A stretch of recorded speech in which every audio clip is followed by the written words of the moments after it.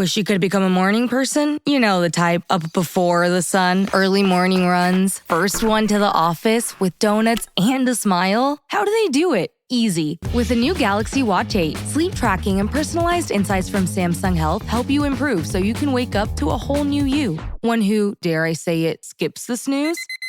It's possible. Train your sleep with Galaxy Watch 8. Learn more at Samsung.com. Requires compatible Samsung Galaxy phone, Samsung Health app, and Samsung account. This episode is presented by State Farm. Having insurance isn't the same as having State Farm. It's like expecting the leadership of a team captain on the football field, but getting a sea captain. You wouldn't settle for just anything for your team. Shouldn't it be the same for your insurance? So don't settle for just any insurance when you can go with a leader. State Farm. Like a good neighbor, State Farm is there. Whether your business has 6 floors or 6 employees, Walmart Business has everything you need to save time, money, and hassle. You can restock your break room with bulk ordering or bulk up your ordering team with shared payments. And you can get it all delivered straight to your business's door, whether that's on Wall Street or Main Street. Walmart Business. It's the Walmart you love, now for your business. Learn more at business.walmart.com. Did my card go through? Oh no. Your small business depends on its internet, so switch to Verizon Business. And you can get LTE business internet starting at $39 a month when paired with select business mobile plans. That's unlimited data for unlimited business. There we go. Get the internet you need at the price you want. Verizon Business. Starting price for LTE business internet, 25 megabits per second, unlimited data plan with select Verizon Business smartphone plan savings. Terms apply. Purina believes no one should have to make the impossible choice between their own safety and their pets. But nearly half of domestic abuse survivors delay leaving because they can't bring their pets with them. Through the Purple Leash Project, Purina is helping create more pet-friendly domestic violence shelters so survivors and their pets can escape and heal together. Visit Purina.com/purple to learn more. Hey, Tom, do this. I think you got something on your face. Oh, really? Okay. Right here? You guys remember Married with Children when Bud tried to grow a beard? And it's like, hey, man, there's something on your chin. Only for Tom, for those who can't see this, his beard is almost as long as mine and May's. And the last time I saw you, you didn't have a beard. Dude, how fast does your shit grow? This is the Greek coming out right here. The Greek freak beard. Mm-hmm. A lot more salt than I would have guessed from Tom. You think I'm a little baby, but you know, my wife, she was like, kind of like the beard. Yeah. Oh, yeah? She's like, I don't know, kind of dig the whole salt and pepper thing. Swarthy, yeah. This is basically a week. During COVID, I grew a bit of a beard. It was when I left ESPN. I feel like people were thinking I kind of lost it. People were like, oh, he's off the rails now. It's because you left ESPN and not, a global pandemic. Right. That didn't make him go off the rails. I feel like this is Taylor Jenkins, Tom Segura. Who else? Tom Segura is a good call. Tom Segura is a real good call, especially with the bald head. And the Tom thing. Oh, yeah. I didn't even think about that part. Oh, yeah. His name is Tom. 2 Toms. I didn't see that. Time passes, and this beard's been like a couple weeks here. I'm going to be off the grid next week, so when I come back, I will be full Zach Galifianakis probably. Oh, wow. You go off the grid, and are you going to find Jonathan Kuminga off the grid as well? Because I haven't heard shit, man.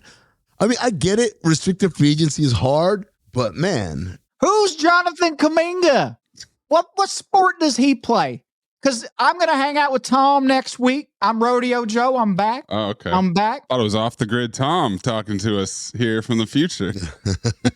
I've been down by the swamp a little too long. Jonathan who? Who does he play for? Is it the New York Knickerbockers? Oh. Who does he play for? Right now, he doesn't play for anybody. Well, that's not true. Well, how does that work? I don't understand. You're telling me this basketball player don't play for one team? Who's he play for, Mace? What do you mean it's not true? He doesn't play for anybody. I mean, he plays for the Warriors. He played past tense for the Warriors. Is he retiring? Because I'm pretty sure he's going to be a Warrior next year. Are you sure? Oh. Yeah.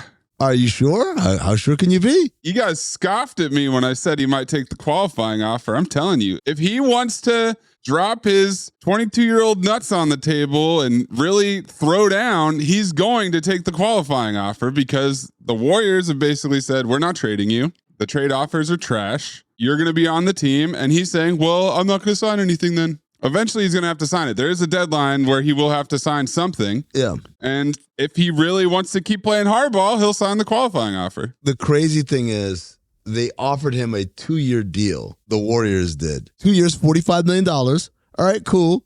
They wanted a team option on year 2. Mm-hmm. And according to Mark Stein, they wanted him to waive the no trade clause he would receive as a player signing for one guaranteed season with the team that holds his bird rights.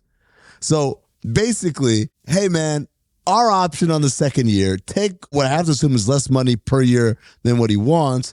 And also, you don't keep your no trade clause, which, quite frankly, that's a bitch of a fucking offer, right? I don't want you to take this offer. Vibes are going to be tremendous in training camp. I can't wait. Jesus. It's going to be so nice for Steph and Draymond to run it back one more time. And they've got a 22-year-old at war with the front office. It's going to be awesome. Everybody's going to be thrilled. Do you think someone gets punched in this training camp with the Golden State Warriors? Do you think it escalates to that? You say it's going to be awkward. Hey. We've seen awkward in the Golden State training camp. If I had to handicap who's most likely to get punched, number 1 would be Mike Dunleavy. I was going to say. Number 2 might be Steve Kerr, because that's the other part of it. From Kuminga's perspective, if you told me you got to sign this deal, but I know I'm going to play, then I don't like it, but whatever.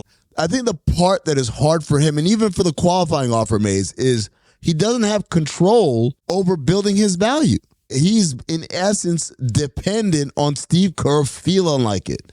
And Steve Kerr, over the span of his 4 years in a Warriors uniform, really hasn't felt like it consistently. It feels like sometimes you don't know you have a little salt in your beard until you're given the opportunity to let it grow. Okay.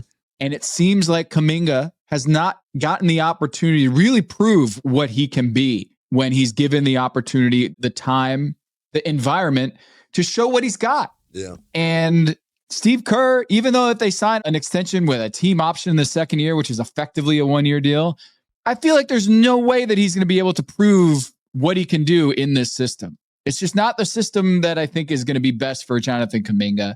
And we saw that last, 3 years? We've seen the same situation unfold. I think Kuminga agrees with both of you, because I think in Kuminga's mind, he's a max player who should be the number 1 option on the team. And that's certainly not going to happen with the Warriors. I don't even know who that guy is. He thinks he's number 1 option with Stephen Curry, Wardell, Stephen Curry, Charlotte's own. I love this guy.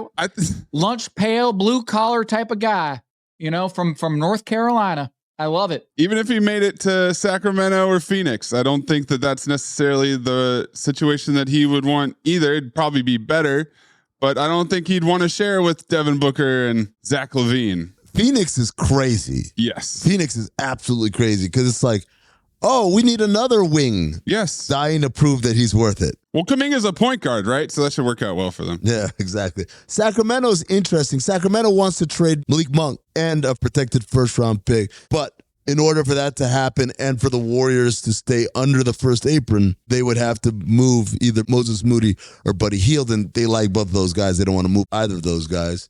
Malik Monk, I guess, doesn't move the needle for them. And then the Suns offered, man, it's hilarious. I almost wish that someone would take that trade so that they could continue to stack players that don't fit and over leverage themselves. So this is according to Mark Spears. The Suns offered Royce O'Neal, Nick Richards, who they just got. Yeah. They just got him. But they got Mark Williams too, so they got extra. Charlotte centers, come on down. And then 4 second-round picks. Didn't Gambo be like, I don't think we even have 4 second-round picks. They can't even put in 4. They sell them in a 4-pack at Costco. I feel like Kuminga's a king. Take out UMA and it's already... You can't spell Kuminga without King. It's destiny. Do you know why it's destiny? It's not because of his name. Keep your third eye open on this one. It's because Vivek Ranadive, the majority partner of the Sacramento Kings, has a hard-on for anything Golden State. Look at all the hires, all the moves, all the acquisitions. If Golden State had it, they want it. They want it. You know what's crazy? I just realized this motherfucker was a part owner of the Warriors. I was just going to say. He was in the ownership group. Duh. No way. I mean, what is it with Popovich when you get a phone call from Popovich that you should hire this guy? That's the old CIA in Pop. That's the Air Force in Pop. Regime destabilization. You call them, they give you a referral, and the referral will always be somebody awful. But instead of them doing the referral, it's like Vivek destabilizes his own fucking regime. Oh, go say, come over. I don't give a shit what you do. Just be here. Who should we call on this one? Vivek. Oh, he'd be perfect for you guys. Kuminga is a bucket getter. That's what I'm saying. Tom, you're doing the regular shit where like we call him and tell him, you don't have to do that shit. All you got to do is just wear some Golden State shit. And Vivek is already, he's doing it to himself. But he still won't give up Keon Ellis. Amazing. Amazing that Keon Ellis gets this shit done today. And they're like, no. You've gone too far. My assignment. Uncover why the association inspires more conspiracy theories in volume and salience than any other U.S. sport. You've heard of the Illuminati. The truth is out there, but so are lies. Your eyes can deceive you. Don't trust them. The NBA has always been controlled by about 8 people. Denial is the most predictable of all human responses. If you're only using 10% of your brain, you don't even know that you're using 10% of your brain. The NBA Illuminati. If coincidences are just coincidences, why do they feel so contrived? The Illuminati. But you start to follow the money, and you don't know where the fuck it's going to take you. It is unspoken. They have influence among other players. The NBA Illuminati. I don't have time for your convenient ignorance. Maybe I'm a conspiracist now as well. That's all it took. Oh, we got books, we got schools. You saw a video on YouTube. My eyes, sir. You've never used them before. We are the Basketball Illuminati.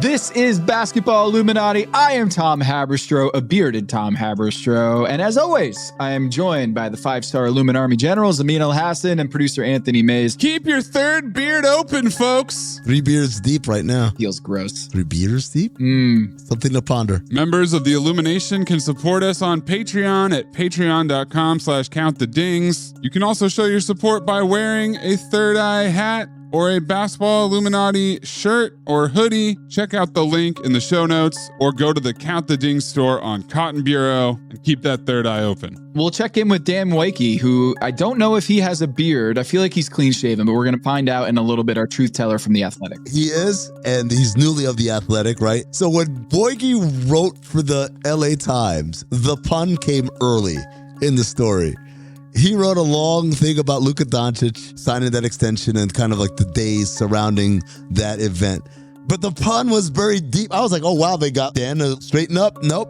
Now it's hidden. Now it's an Easter egg. We'll talk to Dan. He already shared a little BTS on that little nugget that you're describing. That our listeners probably like, what are they talking about? We're going to fill you in.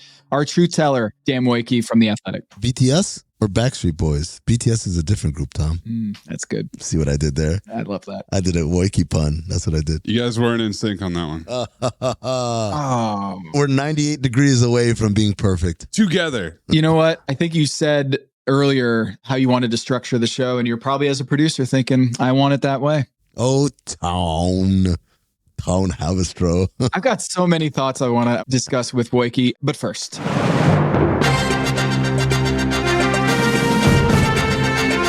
You are listening to The Agenda with Amin Elhassan and Tom Haberstroh.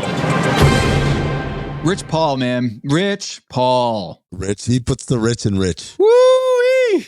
Did not see that coming. A max extension for De'Aaron Fox with the San Antonio Spurs. Did you guys think that De'Aaron Fox, coming off of this season with the Sacramento Kings, gets traded? Kind of an awkward fit with Chris Paul, the backcourt. This is not a situation with Steph Castle that it was like a clean role about like who's going to be the point guard, who's the two guard. Mm-hmm. Chris Paul gets his 82 straight games that he plays and starts. De'Aaron Fox is now the guy because he's been richly awarded, Rich Pauly. Well, he's the guy for now. No. For now. The cap is going up by a certain percent every year. So the biggest thing that teams can value when it comes to good, productive players, we're not talking about guys who are on the fence, right, is cost certainty. Even if you're not in love with the guy, having him in cost certainty is such a big boon. Think about what Desmond Bane went for. And I think we would say that De'Aaron Fox has had a more successful resume than Desmond Bane up until this point. But you know that there's someone who's going to be anxious and they'll give up a shit ton because he's productive and you have cost certainty. He's under contract. Now, why do I keep saying that? Like, why aren't they in love with him? Because they drafted Dylan fucking Harper, who does the same shit for a lot cheaper. You got 4 years. 4 years of Dylan Harper on the cheap. So my prediction right here, it's August 2025. By February 2027, he'll be in a different jersey. So 2 trade deadlines from now. 2 trade deadlines from now. Mm-hmm. He will not be a San Antonio Spur. What if things go really well? In that case, you keep him. But here's the thing. Sacramento made this mistake before. Sacramento made a mistake? Yeah, I know. Shocker. You had De'Aaron Fox and you had Tyrese Halliburton in-house.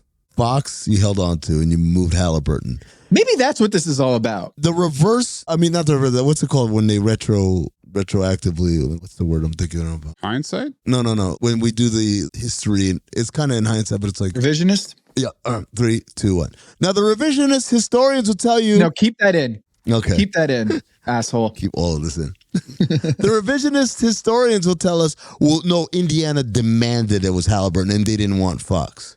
But come on, we know the real. The realness is Sacramento wanted to hold on to Fox. They were fucking ecstatic that they didn't have to give up Fox in that deal.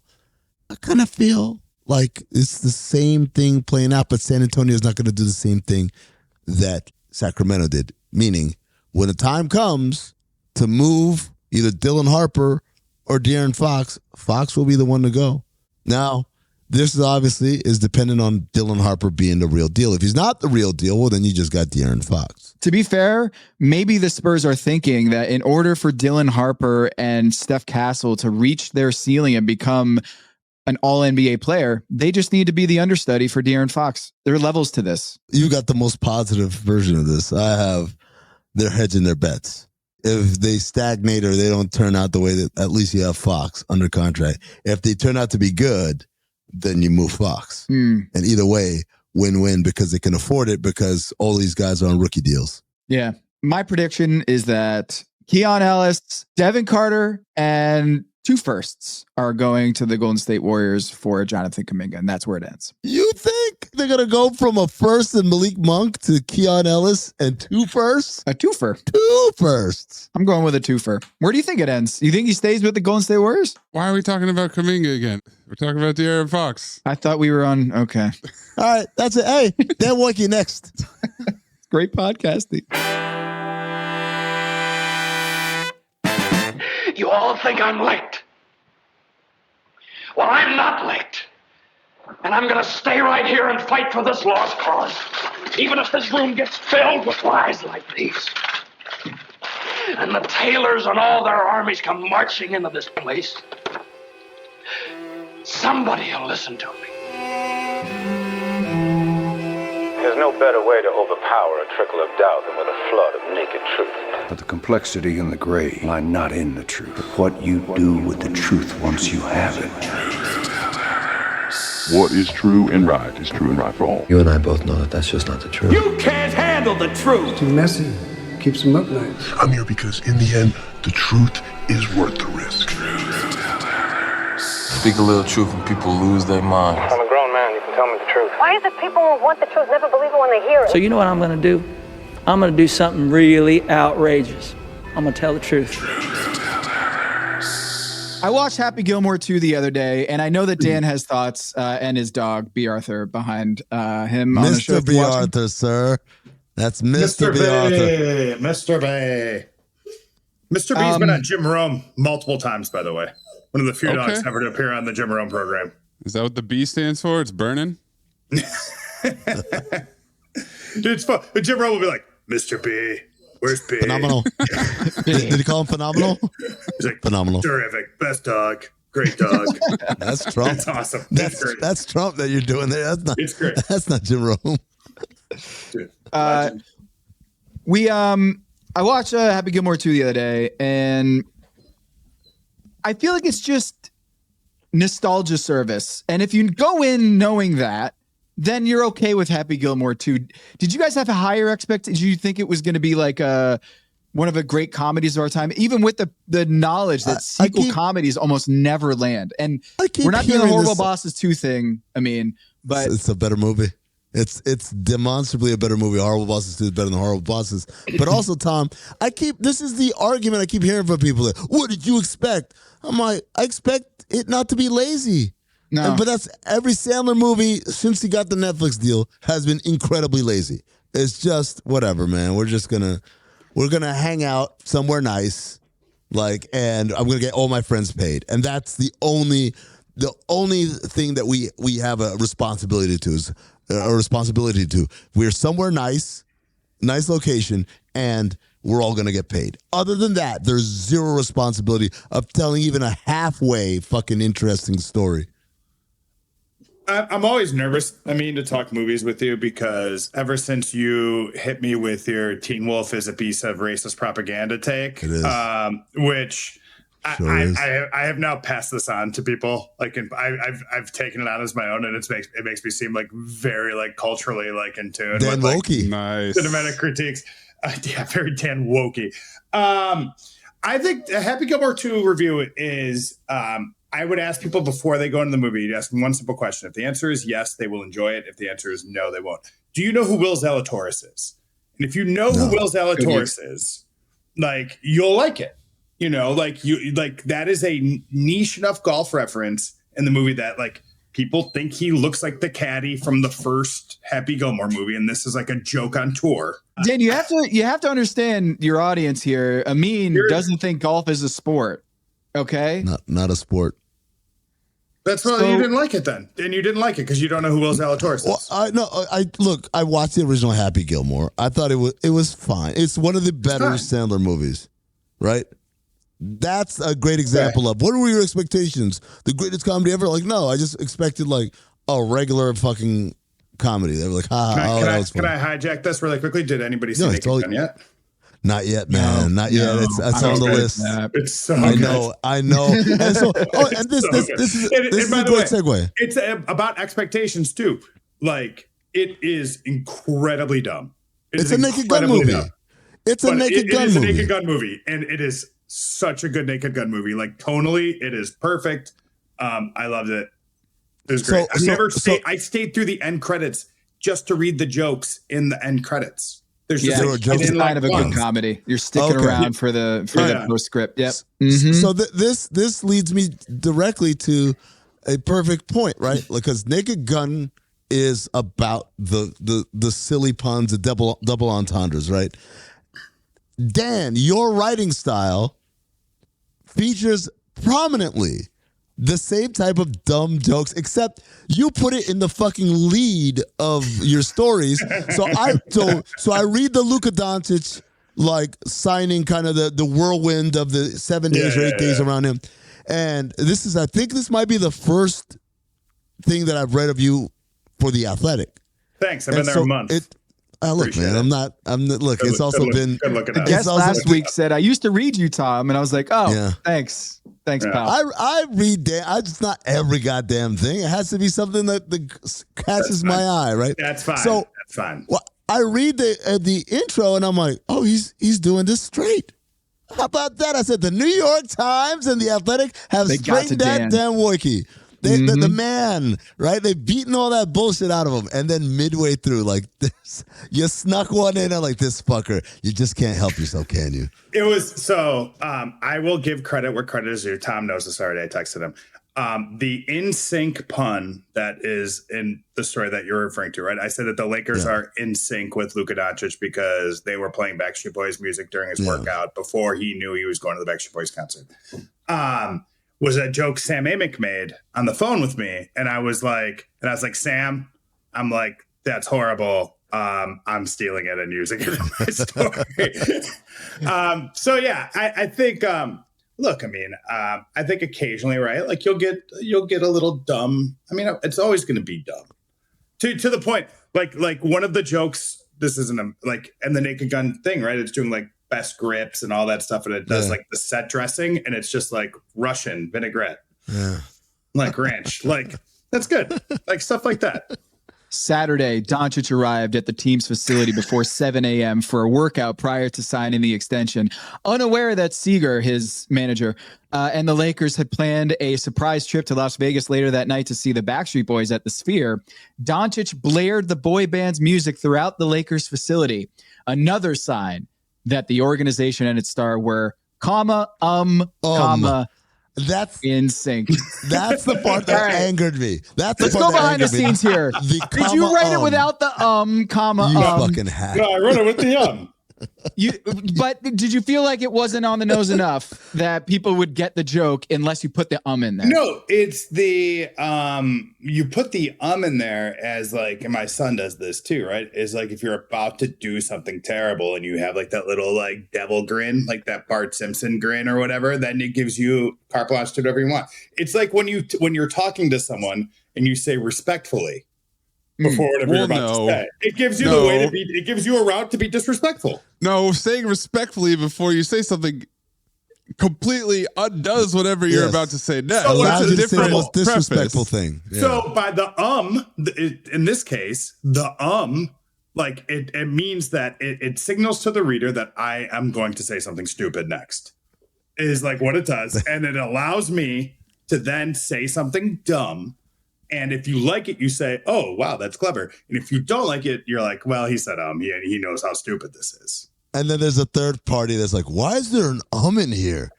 Just flies right over their head. Well, and the new readers at the New York Times now are like, where's the mister? Why is with their monocles why is this not Mr. Doncic? As they drink sherry. I call bullshit. There's no way, Dan. He's listening to Backstreet Boys. The Backstreet Boys. Oh no, but this is Tom. This is all on brand. This is a guy that in the draft, remember, said, "What's your favorite TV show?" Friends. And he was saying Friends. And wow. Like, who are you most excited to meet now that you're like going to be famous in America? Jennifer Aniston. But he's Gen Z. This doesn't make sense. 10 years time dilation to Slovenia, Tom. Oh, this is why Luka Doncic and I would get along so well, is because he experienced the same. I bet he loves Pokemon too. It's like you just put everything on a tape delay and you get it in Slovenia. Come on. Yeah, I think one of the things he said on this tour that it's not in the story, but that like similarly apparently loves Broadway musicals. Okay. What?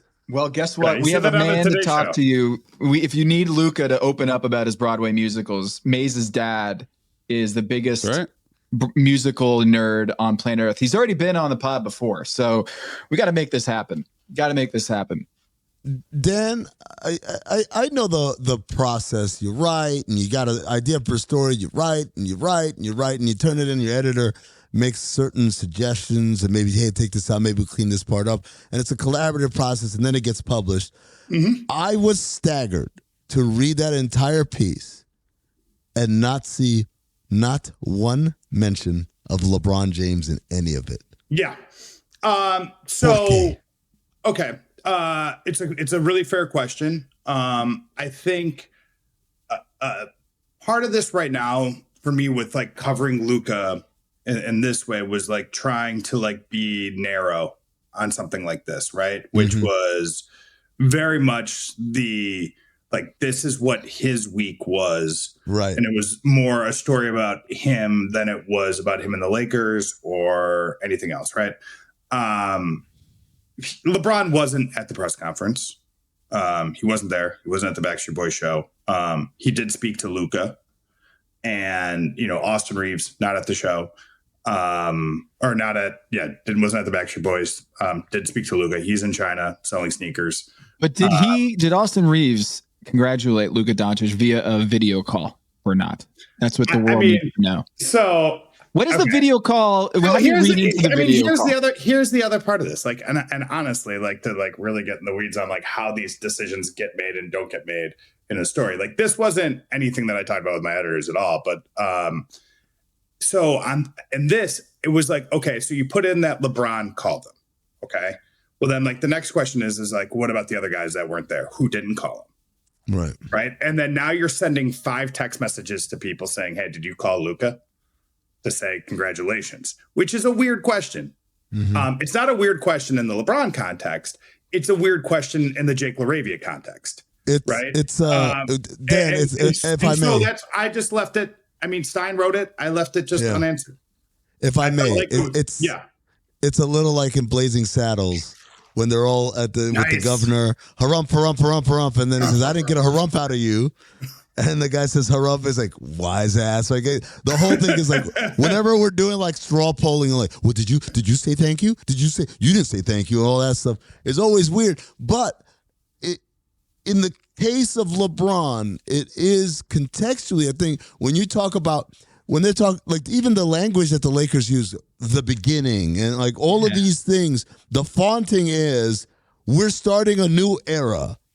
And that dude is not part of this new era. If you had kept reading past the pun in the story, the beginning stuff in this wasn't even a Lakers choice.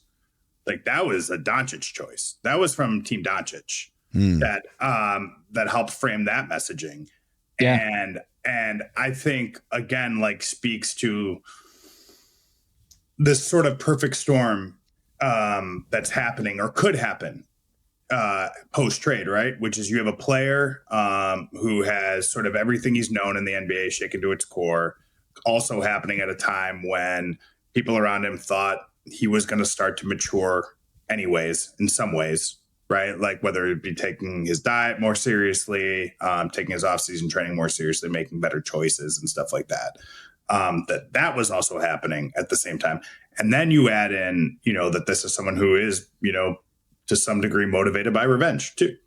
And it's you have these 3 or 4 things happening, and it's all also happening at a time where if you take one, so I tried to focus on those things now where it gets really interesting. And I've hit this in other pieces and will be hitting this throughout it ends, is there is also this weird, just sort of weirdness. And I don't think it's bad. I don't think it's good. I think it's more inevitable than anything else. Whereas, the other sort of prominent arm of the organization is the most win now player of all time. At 41 years old, still too good to take a pay cut. But probably, I think too old to build the next 5 years of your franchise around. And so you have this really interesting push-pull that's happening within the organization where they have sort of I hesitate to say 2 timelines because they Luka wants to win now too. It's not 2 timelines. But they have a very, very clear direction, and the direction no longer is LeBron James. Yeah. And I think it was interesting in the men's health piece that came out last week that you referenced in the article. Mm-hmm. Didn't mention LeBron James either at all. And it was very differently, Luka Doncic isn't learning how to get in shape because LeBron is telling him what to eat and and I think that helped. But see, I actually think that mattered too. And it wasn't in the piece, but I know for a fact, right after the trade, there were people inside the Lakers organization that were it's going to be good for him and his people because he's building he'd been building out sort of his own team, right? Mm-hmm. That's been well documented, kind of what went down in Dallas and stuff like that, and how they sort of privatized his healthcare in a way. Yeah.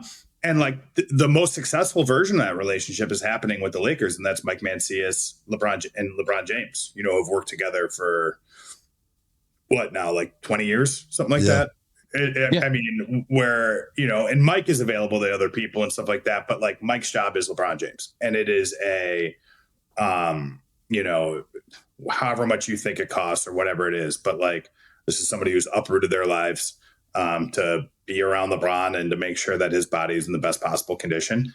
And I think the feeling was that Luka seeing that from, you know, just seeing it like through osmosis would matter. Like it wasn't going to be a LeBron is going to, you know, come here, kid. Let me show you. Yeah, put his arm around him and you know, pull him away from the Golden Corral and take him over to, you know, Sweet Green or something like that. Like, that way, that wasn't going to happen. It like, but just seeing it, I think, you know, certainly, like if it mattered 2%, it mattered, and I think the people around the Lakers thought it would matter to some degree. It seems like Luka is trying to get control back in his corner in ways that I think there was like a power drip in Dallas that he was totally blindsided by them trading him. And maybe this is him trying to reclaim some of that territory where it's like, wait, I can't let things slowly leak in terms of my control of this situation or the power. And when the beginning is that the headline behind the, you know, on the backdrop there, and that was Luka's call, where it's like, it seems like Luka doesn't seem like the LeBron type to want to control everything and manipulate everything around him. But he also didn't like what went down in Dallas. And it might be a situation where he's like, oh, I got to operate like this if I get what I want in the NBA. Yeah. So I don't know about that part. I can only speak to kind of what it was like being around him post-trade last year versus the things I had heard about him, you know, talking to people I knew in Dallas. Obviously, there were a lot of Laker people that had kind of made their way through the Mavericks organization, through the Jason Kidd staff and stuff like that. So a lot of people work with Luka there. So I was able to get a pretty decent sense of like what he's like to be around. And the version that was in LA last year wasn't that version. Like, I mean, we would get like little like bits of sarcasm, little bits and stuff like this. But I mean, like he was like really, really like shell shocked. You could see it in his face. The timing of it too, coming after like basically a 6-week absence from basketball, like his conditioning was lousy. You know, he had tried to get healthy. He had made a point, well, again, with this new medical team to like, we're not going to rush back from a calf injury. We're going to treat it very seriously. In hindsight, kind of an interesting, based on the way the playoffs went with calf injuries and stuff like that too, has its own sort of interesting thread, that they were really conservative with it and wanted to make sure he was good. And, but yeah, he wasn't really like totally himself, I would say. You would talk to people like, yeah, I mean, because he was carrying the breakup. He was carrying, I think for somebody who seemingly doesn't like change and valued stability, right? Like, again, who did he enter the NBA to learn from? Dirk Nowitzki, you know, and similar again, like, you know, German player, you go to one city, this is like, welcome. You not only are in a new country, you're learning how to live in America in one place. Right. And that's what was happening with Luka Doncic too. And then you get no say in how that changes in a blink. Right. And everything changes. Like one of a thing I think about with Luka is that like Luka likes to drive himself. Right. Like he loves his cars, likes to drive to games. Do you know what's a really shitty place to like to drive yourself? Los Angeles is a horrible place. You don't say. I don't know if you've heard. People don't like the traffic here.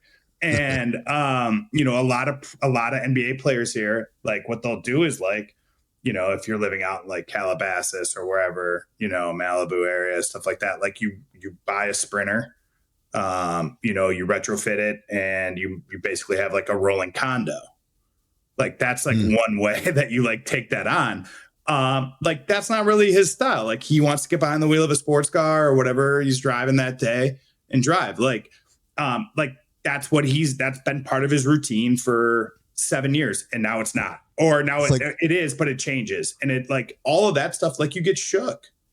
Yeah. It's like Rocky after Apollo dies, right? He just goes out for a drive and just music montage. He remembers all the events of Rocky. There is no easy way out. There's no shortcut. There are no shortcuts home. I mean, there are no shortcuts. But I mean, I think there was like just an adjustment. Obviously, it was a tremendous adjustment for somebody who, quite frankly, I think has been sick of making adjustments in his life. Like he wants stability, wants to be in a singular place, wanted to be in a singular place. I think, quotes from his manager, Laura Bessiger, like in my story today, like she basically is like, when you sign with the team, it's a marriage and you stick it out no matter if it's good or bad. Like that's what you do. And I think, again, if you're a Lakers fan, I would be ecstatic reading that, not only are you going to have him, for 3 more years now with this extension, but you're in a position to offer him $80 million a year, a little more than that, 3 years from now, and then you'll get him for another 5. Like you will have this player through the meaningful stretch of basketball for the remainder of his career, should you want him. So you mentioned Laura Bessiger. In your piece, she says that he's moved on. Luka's moved on. That last year was last year. Now the whole Dallas thing, he's completely moved on. How accurate do you think that statement is? I think we'll see when the basketball starts. I think it's easier to move on when you're not reminded of, it's lazy to refer to it as a break, but let's just, that's something we've all been through, right? Like if you don't have to introduce the marriage part of it. So. Yeah, right. I was saying, if you don't have that metaphor. If you don't have to see the person you broke up with, it's easier to deal with it, right? Like, but once you start, like when you're around all your shared friends, like the Memphis Grizzlies, you guys both used to, you guys Memphis Grizzlies were there. They were groomsmen. You used to hang out with the Memphis Grizzlies a couple times a year. You used to see your friends in the Utah Jazz. You're going to be like, to a degree, you have to like be reminded of that stuff, I think. But I and maybe I'm a little naive on this. I do think though, based on the conversations that I had with people, that like he was ready to some degree for like something to like there was going to be like a new, like some version of a new chapter in his career. Right. Not necessarily leaving Dallas. Certainly not. He didn't want to leave Dallas. That wasn't the plan. But whether it was, a change in how he approached basketball, a change in, being more aggressive as a recruiter, taking more ownership on that front, being more assertive with this brand, whatever it might be. I think that there was ready for something. And then you throw a huge change at somebody, and then it kind of like it makes it easier to do the small changes too, while you're all like kind of dealing with all of this. It does feel like, he's used the words a fresh start. I think it's like it was a good like starting point to like put into some new habits that he'd been thinking about and his team had been thinking about for a little bit. So we'll see when the basketball starts. I can say this too, that I thought was interesting. As we talked today, it's Tuesday, right? Today's Tuesday, Wednesday. All right. He hadn't played 5-on-5 until today, this summer. And like when you talk to people about Luka and training, I wrote a story about Luka and the way he wants to train when I was with the LA Times. And it's like they have to gamify everything, right? Like, because he's bored. Like his fundamental base is so strong that he just like you have to challenge him. And what he likes is like the creativity of competition and stuff like that. And like, you don't get that with force plates and doing 1-on-0 work and stuff like that. It's not really pure basketball. It's sort of like Drago. Punching the thing. Drago has a 14,000 pounds per square inch. He's at like P3 and yeah. Marcus Elliott's over here. Is Marcus is the Russian scientist. Yeah. So but I think he sacrificed that this summer. He sacrificed a lot of like live action basketball to do that stuff. So I think like that's a real change. And we'll see how that manifests. I said that word, manifests this season, but like your destiny. It's not out of the question that he has an MVP season, right? Like it's all like totally lined up. He's set up for it because he's in the best shape of his life, because the Lakers are a good team, right? Mm-hmm. And because you have all of the motivations and kind of desire to prove the world and maybe prove just Nico Harrison. Behind it. Yeah, the narrative's behind it too. And then like I think another thing too is that you said the Lakers are a good team, and I think like the one of the biggest things that will determine how good of a team they are is like how good DeAndre Ayton is at the simple stuff. right? Like in the pick and roll, like if they can get him to like some of those like Chris Paul levels, in pick and roll with Luka and stuff like that, and get the best version of DeAndre Ayton out, like he's going to get a lot of credit for that. Like that's another thing too. And if DeAndre Ayton is good, like he's certainly talented, like they're going to have, I mean, like their starting five is like really good. One of the things that's been like frustrating for me, talking about the Lakers this summer, in part because of the way the Rich Paul statement came out and stuff like that, has been like this idea that like the Lakers sucked last season. Right. No, like this was like a bad team, and, being around them every day. Like, I mean, I remember when they won in Dallas, I had a player on the team text me that night saying, I think we're going to win the championship. Well, LeBron said that. Wow, yeah. LeBron. Yeah. Wow. I can't believe. And I was like, Jordan Goodwin, how'd you get my phone number? No, but like, there was a feeling though, right? Like where it was like, we all know this, like there's belief, like every team thinks they're going to, like, no one goes in this thing like, oh, we suck, whatever. But then there's like, like a lot of the NBA season is like, how long can you lie to yourself? Right. And convince yourself that you're playing meaningful basketball that's going to end in something other than you losing. And like the Lakers, like going into the playoffs, like really thought that they had a chance. They had the LeBron groin injury late in the season in Boston, like really kind of derailed them. Then Jackson Hayes got hurt. Their center problems like became really painfully obvious, and it sort of ended how it ended. But like this idea that, if things go right, that they can ascend to a good level, to me, I think is pretty wild. Like they were really, really good last year, and they didn't know each other at all. They overachieved last year. Like their clutch performance last year, the Lakers, was incredible. Their point differential was mediocre, solid, but they overachieved. Their record didn't speak to the same dominance that you'd expect from someone who was 50, Sure. or was it 50 and 32? But Luka has been the number one preseason MVP favorite of the last 5 years. He has got more votes in that GM survey, and you can probably say this about the betting odds in Vegas too. But I don't think he's a regular season overachiever in the same way that the Lakers were last year. Is that I feel like Luka, he's had 4 first place votes in the MVP vote over the last 4 years. That's 5 years. And it all came 2 years ago. In one single season, he's gotten 4 first place votes. If he gets into shape now and then basically doesn't have to play himself into shape during the season and then overachieves in the playoffs rather than the regular season, I could see him winning MVP this year, because you said the narrative aspect is there. They're already good. And then they bring in an in shape. I almost said in sync Luka Doncic. I could see it, but he's got to like kind of, he's got to level up. He's got to level up, which is like, I mean, which is crazy to say for somebody who's been at his level. And then that's why I think you look at like the things around him too, right? Like for all of this stuff about LeBron James and things like LeBron James is the smartest player in the NBA, or one of the smartest players in the NBA. Like Luka has never played with somebody like has never had that, like right. to that degree. And that like it's funny. And to is that go a back good thing? Like, I'm not totally sure. Because people there's players who don't love playing with Chris Paul, and there are people who love playing with Chris Paul, right? It's like, does Luka Doncic look at LeBron? And I've had this with smart NBA players where they're like, I see that as a threat rather than an ally in the locker. A threat. It's duplication, right? Like there's one mastermind.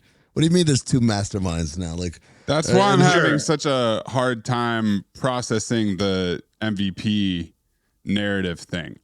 I have a really hard time seeing how Luka is going to garner enough credit to be MVP with LeBron on his team. And I would love to see the trophy receiving ceremony with LeBron in the crowd watching somebody else on his team get MVP. He couldn't not show up for that. He would be there for that. He would be there for that. I would. Unless he had a tea time. Unless he had like a really nice tea time that day. Yeah, I think these are all really fair questions. They're really interesting, and I'm super excited to see this season play out because of this stuff. Right? Again, it is in a lot of ways a storm of just experiences and things that like we don't really have a track record for. I mean, that to me, when I think about LeBron, not to steer the conversation towards him, that's the stuff when I write about LeBron or I think about LeBron now is sort of like, this is just such like a one of one situation, right? Like a player this age, this good, what do you do with it? And I think the Lakers have not handled that very well over the last 5 years, right? Like in terms of like trying to decide, do we push behind limited assets, to do what we can around him? Do we make are we aggressive enough on the like to really give him chances now, or do we plan for the future? And I think like Rob Pelinka's gotten kind of stuck trying to do both. They did it again this summer too, actually. But I think like based on where their assets were this summer, like this is the thing I don't get to say a lot. Like kudos Rob Pelinka. Like I think they had a good summer in this way where they were able to get talent without mortgaging like the little money they had left in their bank accounts in terms of assets and stuff like that to like still keep options available. Like guys, they have one tradable first round pick right now. And I'm sure LeBron James would love to see them put that first round pick into play to upgrade, the fourth or fifth, guy in their rotation or something. Cause that's what a first round pick will get you, right? Like it's not going to get you Bam Adebayo or anything like that. Like it's going to be somebody on the margins, and he would love to see the Lakers do that. But you'd rather have DeAndre Ayton on this contract than having given up that pick for Mark Williams or Nick Claxton. Yeah, 100%, 100 times out of 100 for me. Because of the cost, not because of the not asset. Because of the player, because of the cost. Right. Yeah, I mean, like it's all part of it, right? And it's the Lakers are right to think that way. LeBron James is absolutely right to think the opposite. Like why are you planning for tomorrow? I'm 41 years old. Like tomorrow, like I'm having dinner at 4:30 p.m. Like he's at that stage of his career, right? Like so he should be pressuring them, telling them like it's now, like we're doing this right now. The Lakers also have, stumbled into this like off ramp in Luka Doncic, and who also wants to win right now. And you also don't have a ton of stuff to like make mistakes around him. Right. Like I think if there was a thing, and when I talk to other GMs and stuff like this, like league executive types about the future of the NBA, one of the reasons the Thunder is so scary isn't just that like all these guys are young.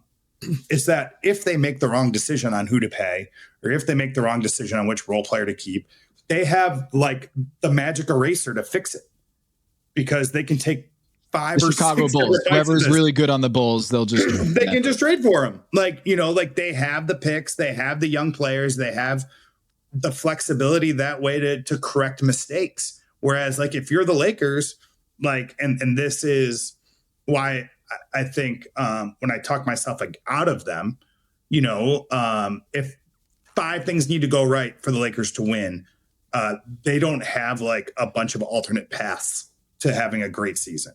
Whereas like the Thunder have alternate paths. Like should they need to be really, really hyper flexible or really aggressive around their core if a player were to get hurt or something like that. Like if Isaiah Hartenstein isn't able to play for some reason, right? And they can be super aggressive in the center market to replace him in ways that most contenders can't.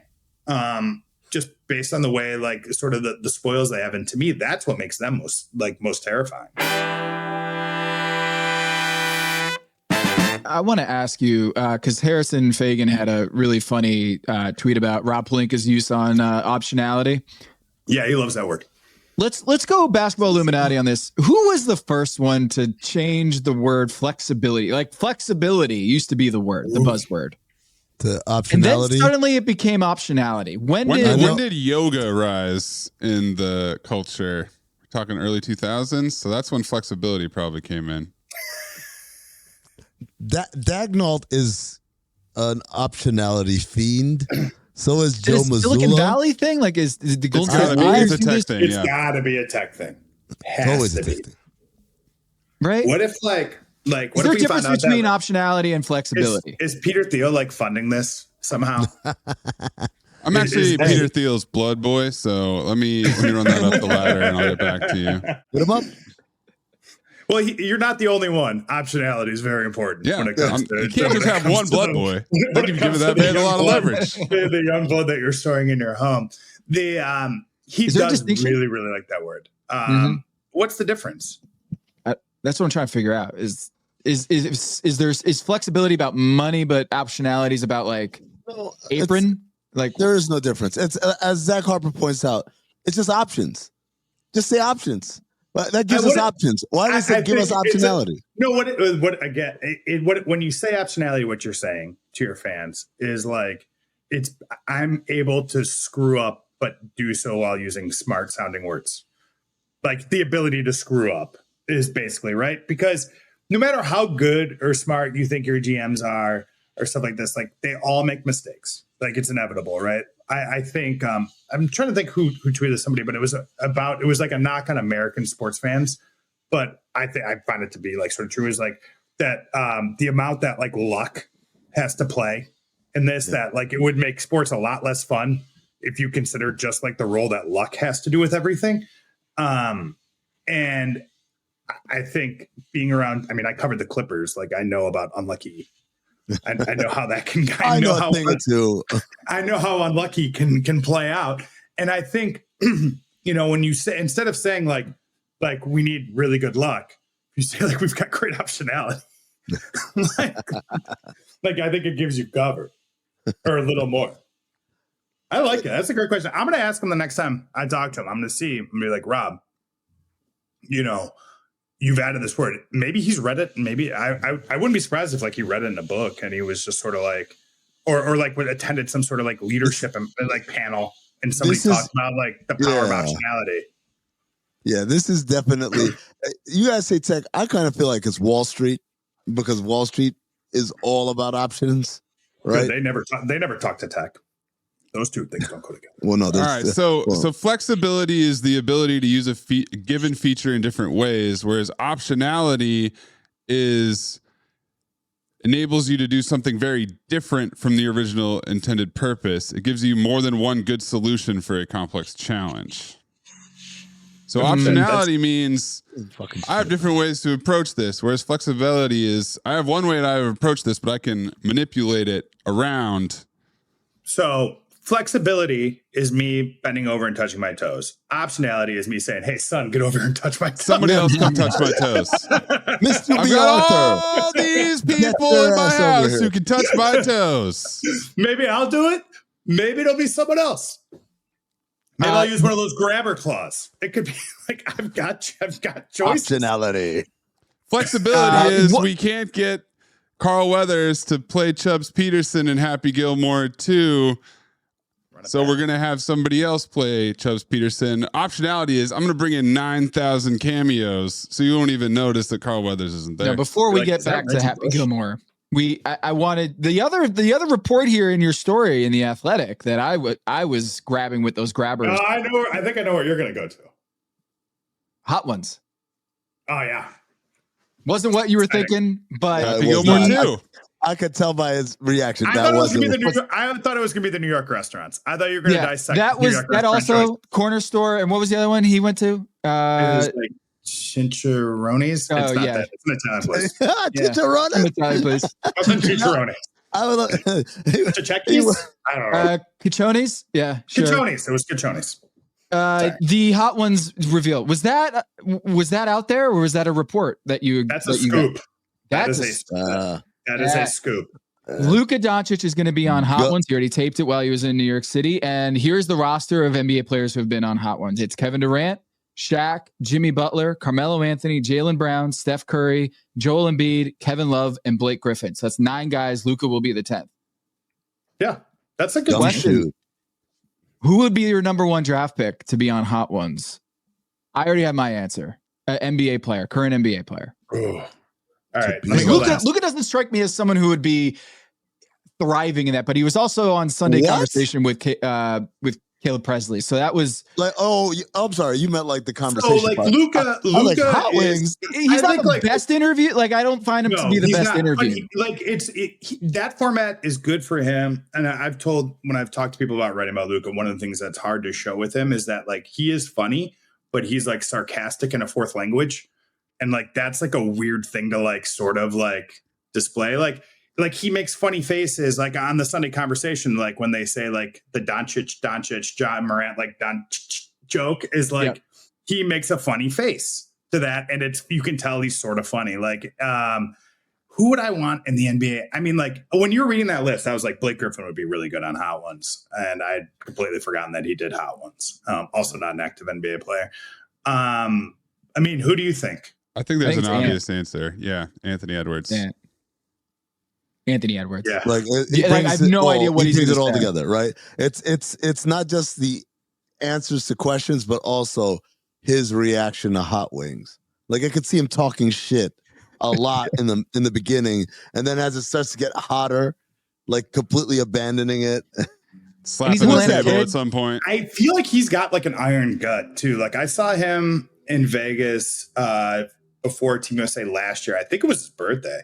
And he was like walking through Aria with like a party size bag of just like Doritos.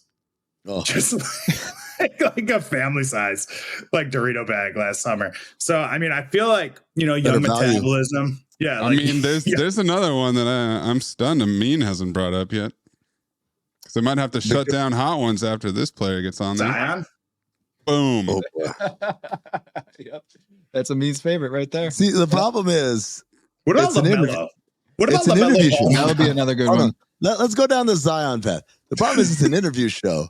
So if he never stops, like he's just Zion.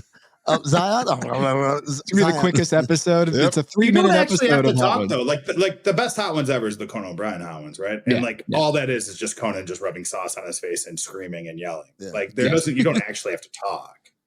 Yes. I got LaMelo Ball. I'm voting for LaMelo Ball. That's the one I would want to watch. That'd be the weirdest one. I think. Wait, what? I just had one in my brain that was Malik Beasley.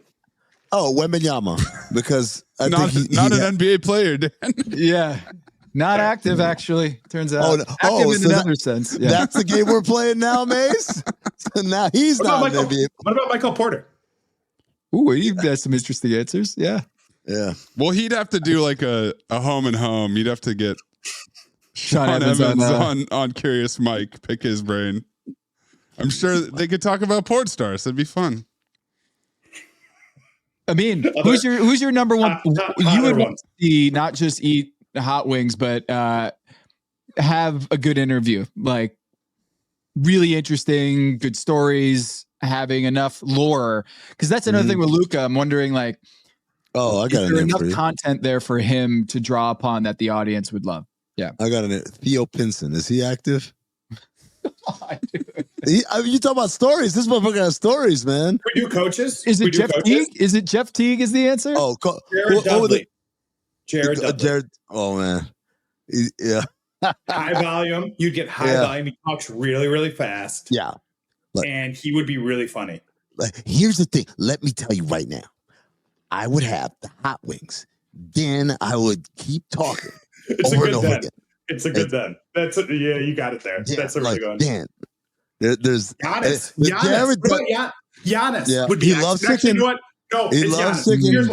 Did you guys see the video? Like I don't know why I get like Giannis is live on Instagram alerts, but I got one earlier this offseason, and it was like they had a some sort of pest in their house. It was like they were acting like it was a fox, but I think it was just like a roach, a single roach in his home. Yeah. And he was freaking out. Like Giannis is a good terrified of this roach. Like this is gonna be bad for the visual medium here. It's all right. Let me find this photo of him. And there's an innocence to Giannis about like food that he would be like, what is this? And they would get into that conversation too. I think he hams it up. The innocence is all hammed up. He loves chicken, as evidenced by my exhaustive research. This is a picture of him begging his wife to turn off the Instagram Live. Yeah.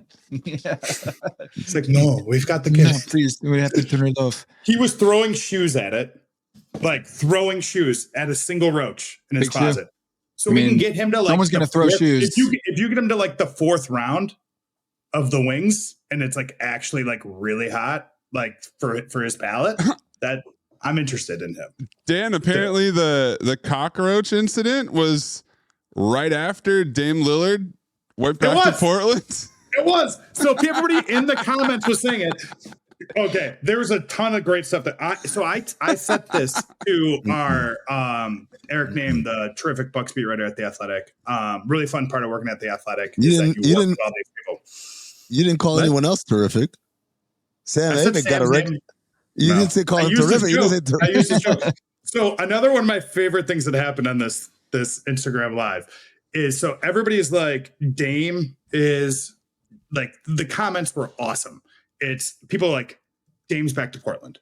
Oh my God, Dame's back to Portland.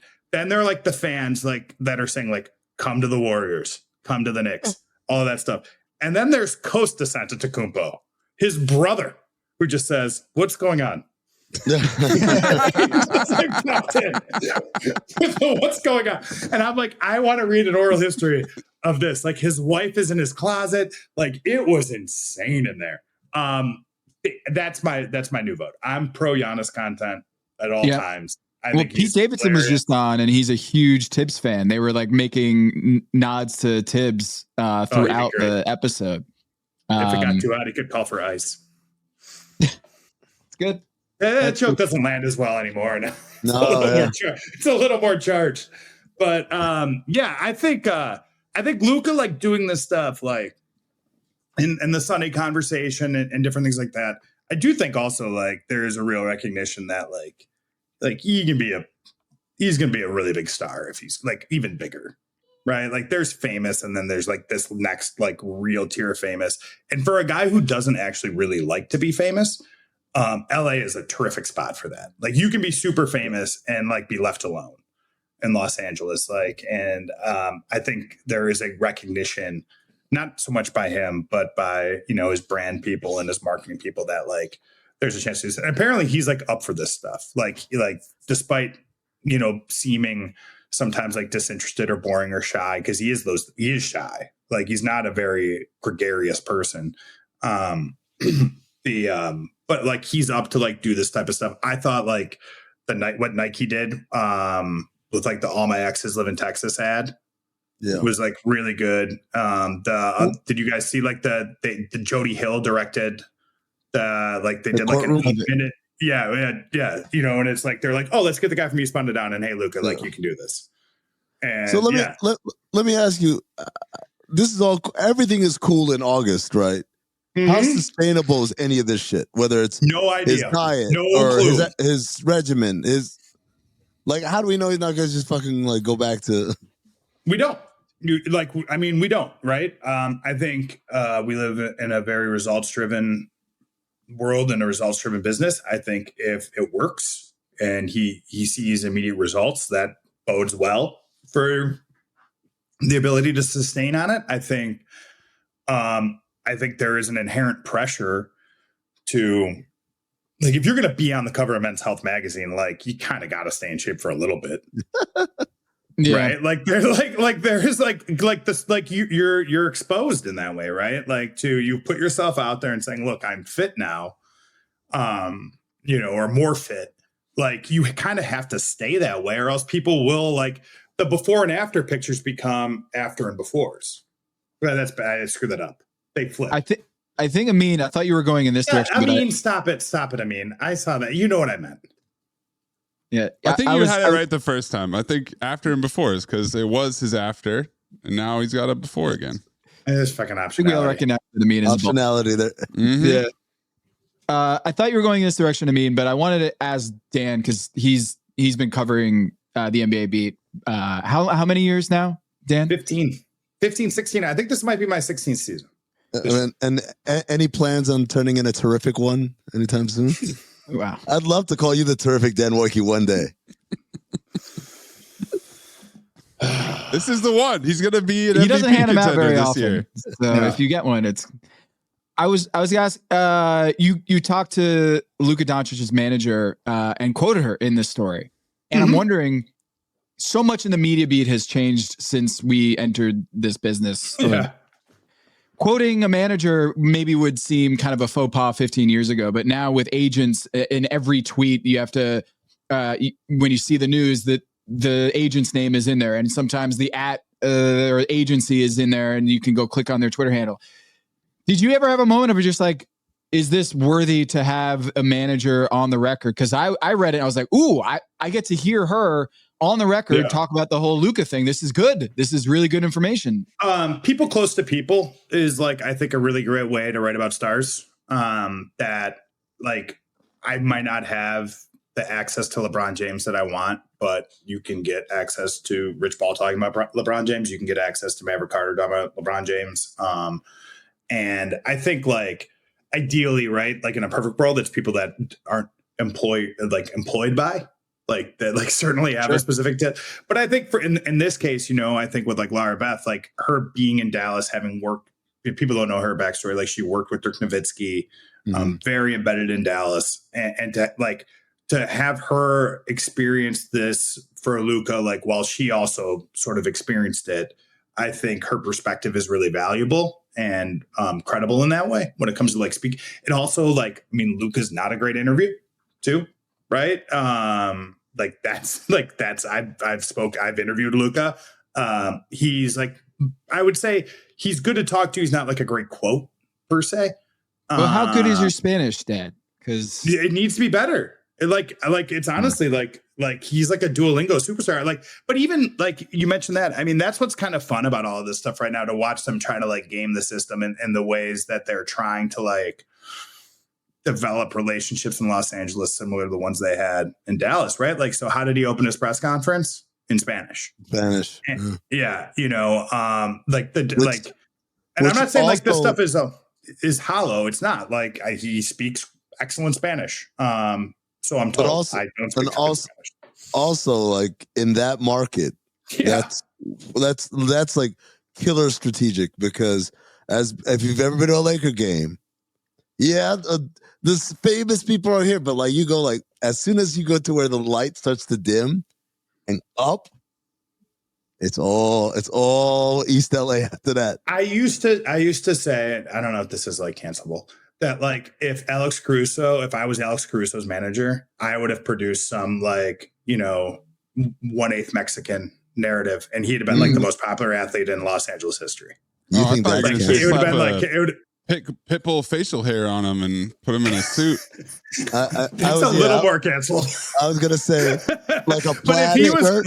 If I was Alex Caruso's agent, Halloween, am I about to get canceled? If Caruso was 1/8 Mexican, he would have been like just so absurdly beloved. And he'd still be a Laker? I thought probably. I thought Dan was gonna say, if I was Alex Caruso's agent, I'd have him wear a white tee and a plaid shirt that's only buttoned the top 2 buttons and a bandana, and just pull up in a lowrider to the game. But don't say anything. Like, continue to talk regularly, and don't have to put out any narratives, but just show up like that every day. I have thoughts. Yeah, he didn't say that. That was you. I'm gonna text. Can I text you my thoughts? Can you say it for me? Sources close to Dan Woike. Okay, there. I just sent it to you. This is, by the way, a picture of Amin I have. This will be the second time I show. This is Amin reading the first 5 pages of a book. Oh yeah, Speaking of LeBron. All right, Amin. Text is sent. Yeah, Unless you change your phone number. I saw it. Right? Would it be like an all-time, like wildly popular Laker? Yes. In the same vein, right? Because nary a word said, but there's definite like signs of catering going on. Yeah. But I think like, okay, so there's that. Like he donated a bunch of money anonymously, not anonymously, but didn't like publicize it until it was on the GoFundMe thing. To fix a Kobe Bryant mural that, by the way, has been vandalized like 3 more times. But you know, the wildfire donations, like the stuff like that. I think like, you know, and this is some of the magic and why people reacted the way they reacted to Luka leaving Dallas is like he's really good at connecting like this, and this team has been really good at like connecting him to the places he plays. 77 mentors or 77 mentees. That's it's a lot of mentees. I mean, do you think he thought of that? Was just like, hey, I think he would. I want him to be like, I want it to have been like there a moment where he's like, man, I should have been 43. Yeah, 43 is a lot more manageable. 77 guys. It's like, why could I wear number 5? Oh. Yeah. Damn it. 1. double 0, and he would add Dan Woike as his mentee. Yeah, it's the karma of like if you're number 0 and you're not helping kids, then you might get injured. That's what happened this summer. You know, you heard it here first. Lillard, Jason Tatum, yep, everyone keep your third eye open. Gilbert Arenas. Gilbert Arenas. Okay, well, we have reached that point in the show. All right, Dan. Oh wait, kids, don't wear number 0. Yeah, that number. Can we get like Tom really quickly before we go, because we were going to talk about dumb stuff. Can we get off of single numbers? Like, what's it going to take? No, to like numerology really, runs this world. We can't get rid of. What do you mean to get off of single numbers? Every jersey is like teams like going 0 to like 13 on their roster is like absurd to me. Like, why doesn't anybody want to be number 40 anymore? Okay. Well, I mean, with NFL, right? They opened it up to where you didn't have to play, or you didn't have to have a number by your position group anymore, and everybody flocked to the single digits for sure. Like, it's really disarming for me to see a D lineman with number 7 because it's cleaner. Why is one number cooler than 2? Because it's cleaner. It's just too much shit. Cooper Fleck, 32, by the way. Good for him. I mean. Can you name the 3 players in the NBA who are number 40? Don't hands up. Ever? One. No, this past year, there were 3 NBA players, and they were all. Did Trey Jemison wear number 40 for the Lakers? Yeah. We've got. Okay, they all played at least 70 games. Oh God, are they all tall? So they're tall. Yeah, super tall, and one. Is so tall he thinks he can block people from the key when they take a 3-pointer.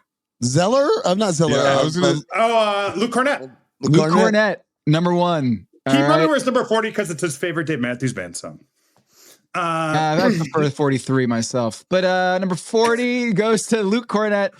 The other one, not on the Lakers, but on the Clippers. And was Drew used to be on. Zubac used to be on Zoo, not you. It's Zubac's is number 40 as well. And the last one, I think the last good player in the NBA that came out of UNC. Well, I guess Kobe White also counts there, but big for North Carolina.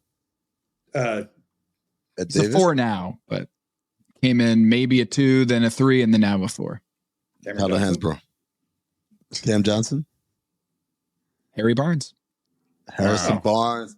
Now, HB, that's one I should have known. Yeah. The other 2, like, even though I could see Luke Cornett and Zubac, I'm like, what number? I have no idea. Who's going to wear a fraction? When do you think it peaked? When do you think it peaked? Dan, when did 40 peak in the NBA as a number? Little Penny, by the way, is the answer to your question. 1993. 1993. Let's see. Basketball Reference, 1993. The peak of... They had 10. You're right. 10 different players. That was like when the higher your number was, like the bigger your high top was. Like, I feel like all those guys like wore like those mid shin Nike Forces probably too. 12 in 95. 14 in 96. Wait, did you guys know this? I just learned this right now. Kareem wore 40 for a couple of games in 1977, 76, 77. Wait, what? No. Kareem wore the number 40. There? I don't know, but you know what? On a new episode of Basketball Illuminati. Maybe. Perhaps. Well, let's cut this part out so no one steals my idea. Yeah. Well, I like the part of the reason why I care so much about the numbers is they do this game. They do like a version of Card Sharks at Laker games. where they play like higher, lower, and it's like way confusing because it'll be like number 8. And you're like, obviously the next number's gonna be higher, but there's like 6 guys on the roster that have a jersey number lower than 8. And then they'll be like, hold up number 2. And everybody's like, well, that's unfair. That's kind of because all the Laker jerseys are retired, right? So that's all that's left is a single digit one. They're all retired. They're all retired. Every single one. The only things that are left is single digit ones. Did you guys have thoughts about the person who walked at the baby race and whether or not that was cheating? Did you see that? If that's the baby's first steps, then no, it's not cheating. It's a beautiful moment. Now the question is the baby a ringer? Is this baby a walker? Like, was that it's because I feel like the mom didn't freak out. It was like 5 steps. The mom didn't freak out appropriately. Like, if that was my baby's first steps happened right there in the middle by the mom, absolutely. Parents, dirty liars. Yeah, dirty, horrible liars. If they show up in another baby race, that's how you pull know. the same stunt. Oh my God! The baby's got a little tiny mustache, like Bobby Valentine. If someone's betting the over on baby races, that's when Pablo Torre will get involved. That's terrific. No baby. That's Brad Williams. Oh, come on, man. It's the offseason, guys. Can you tell? Woo! The terrific Dan Woike from The Athletic. Guys. Congratulations on the move to The Athletic. Thank you very much. Great story in The Athletic on Luka Doncic and the TikTok, as we call it in the industry, inside Luka's U.S. tour from Lakers extension to a surprise Backstreet Boys concert.